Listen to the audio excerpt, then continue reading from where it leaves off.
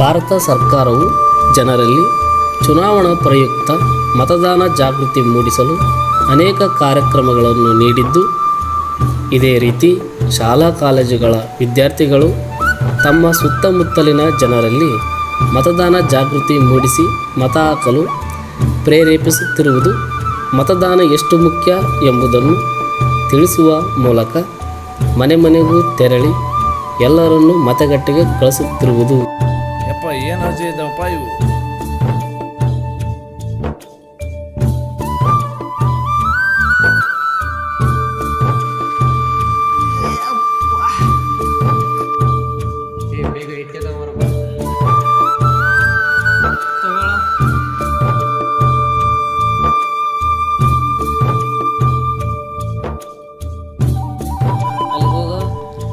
ಹೋಗೋ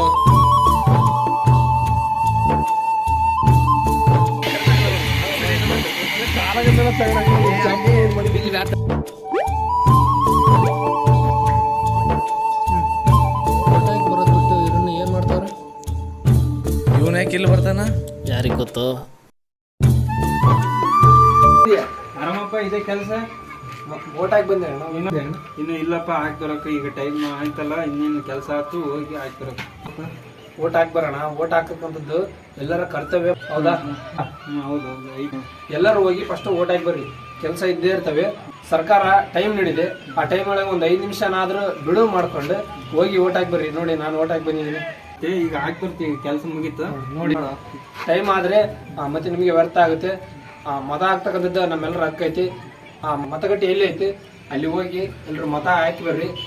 ಒಬ್ಬ ಉತ್ತಮವಾಗಿರ್ತಕ್ಕಂಥ ಒಬ್ಬ ನಾಯಕನನ್ನ ಆಯ್ಕೆ ಮಾಡ್ರಿ.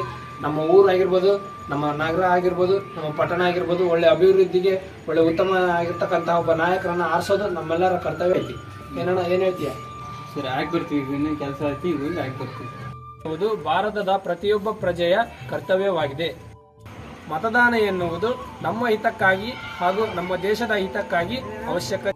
ಮತದಾನ ಮಾಡುವ ಮೂಲಕ ಉತ್ತಮ ನಾಯಕರನ್ನು ಆರಿಸಿ 5 ವರ್ಷಗಳ ಕಾಲ ನಮ್ಮ ಹಾಗೂ ನಮ್ಮ ಗ್ರಾಮದ ಅಭಿವೃದ್ಧಿಯನ್ನು ಮಾಡಿಕೊಳ್ಳಬಹುದಾಗಿದೆ. ಕೂಡ ಮತವನ್ನು ಚಲಾಯಿಸಿದ್ದೇನೆ. ನಮ್ಮ ಕುಟುಂಬದವರಿಗೂ ಕೂಡ ಮತ ಚಲಾಯಿಸಲು ತಿಳಿಸಿದ್ದೇನೆ. ಹಾಗೂ ನಿಮ್ಮ ಕುಟುಂಬದವರಿಗೂ ಕೂಡ ಅಕ್ಕಪಕ್ಕದ ನಾಗರಿಕರಲ್ಲಿಯೂ ಕೂಡ ಮತದಾನದ ಜಾಗೃತಿಯನ್ನು ಮೂಡಿಸಿ ಯಾವುದೇ ಕಾರಣಕ್ಕೂ ಹಣಕ್ಕಾಗಿ ಮತವನ್ನು ಮಾರಿಕೊಳ್ಳಬೇಡಿ. ನಮ್ಮೆಲ್ಲರ ಆದ್ಯ ಕರ್ತವ್ಯವಾಗಿದೆ. ಆದ್ದರಿಂದ ಬನ್ನಿ ಮತ ಚಲಾಯಿಸೋಣ. ಎಲ್ಲರಿಗೂ ಧನ್ಯವಾದಗಳು. ದಯಮಾಡಿ ಎಲ್ಲರೂ ತಪ್ಪದೆ ಮತ ಹಾಕಿ. ಧನ್ಯವಾದಗಳು.